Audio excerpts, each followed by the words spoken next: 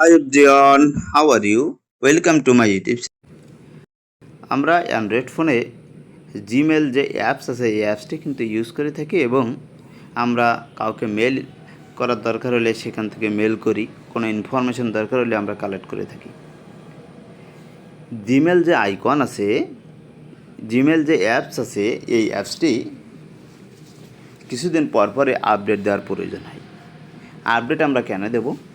কিছুদিন আগে আমি একটি ফ্রেন্ডের সঙ্গে দেখা করলাম এবং দেখলাম যে সেম মেল যে অ্যাপস আছে সে ইউজ করছে জিমেল অ্যাপস, তার এখানে স্পেশাল কিছু ফিচার্স আছে, কিন্তু আমার মোবাইলে ওই স্পেশাল ফিচার্সগুলো নাই। তার কারণ হলো আমি আপডেট করি নাই আর সে আপডেট করেছে। এখন আমি কিভাবে আপডেট করব আজকের ভিডিওতে সেটি আপনাদেরকে দেখিয়ে দেব। প্রথমে আমি যে মোবাইলটা দেখছেন এটি হলো রেডমি নোট 13 প্রো প্লাস। এই ফোনটিতে কিভাবে আমরা জিমেল অ্যাপসটি আপডেট করতে হবে সেটি দেখিয়ে দিই। এর জন্য যে কাজটা করতে হবে, প্রথমে যে আপনার গুগল প্লে স্টোর আছে, গুগল প্লে স্টোরে ক্লিক করতে হবে। ডিসপ্লেতে আসবেন, এটি ডিসপ্লেতে আপনি পেয়ে যাবেন। তারপরে উপরের দিকে সার্চ একটি অপশন আছে, এখানে ক্লিক করতে হবে। তারপরে টাইপ করতে হবে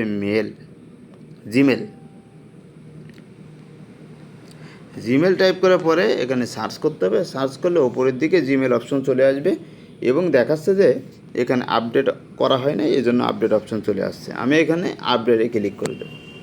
আপডেটে ক্লিক করার পরে আপডেট শুরু হয়ে গেল। 11.43 MB আমাকে আপডেট করতে হবে। আপডেট যখন কমপ্লিট হয়ে যাবে তখন এটি ইনস্টলিং হবে। অলরেডি আপডেট কমপ্লিট, এখন এটি ইনস্টলিং। যখন ইনস্টল কমপ্লিট হয়ে যাবে তখন আপনারা দেখতে পাচ্ছেন একটি পাশে ক্যান্সেল অপশান লেখা আছে।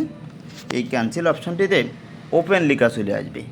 এই ওপেনে ক্লিক করে ডাইরেক্টলি আপনি চাইলে ফেসবুকে লগ ইন করতে পারবেন এবং ফেসবুকের ভিতরে ডাইরেক্টলি চলে যেতে পারবেন এবং আপনাদের প্রয়োজনীয় কাজগুলো সম্পন্ন করতে পারবেন।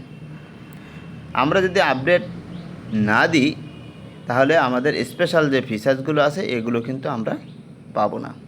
আর আপডেট দেওয়ার পরে যে সমস্যাটা তৈরি হবে সেটি হলো এমবি বেড়ে যায়। প্রত্যেকবার আপডেটের ফিচার্স স্পেশাল কিছু ফিচার্স যোগ হবে এবং এমবি বেড়ে যাবে। অলরেডি আপডেট কমপ্লিট, এখানে বলছিলাম ওপেন অপশন চলে আসবে, ওপেন অপশন চলে আসলো। এভাবে আপনারা অ্যাপসটিকে আপডেট করতে পারেন। থ্যাংক ইউ অল, আল্লাহ হাফেজ।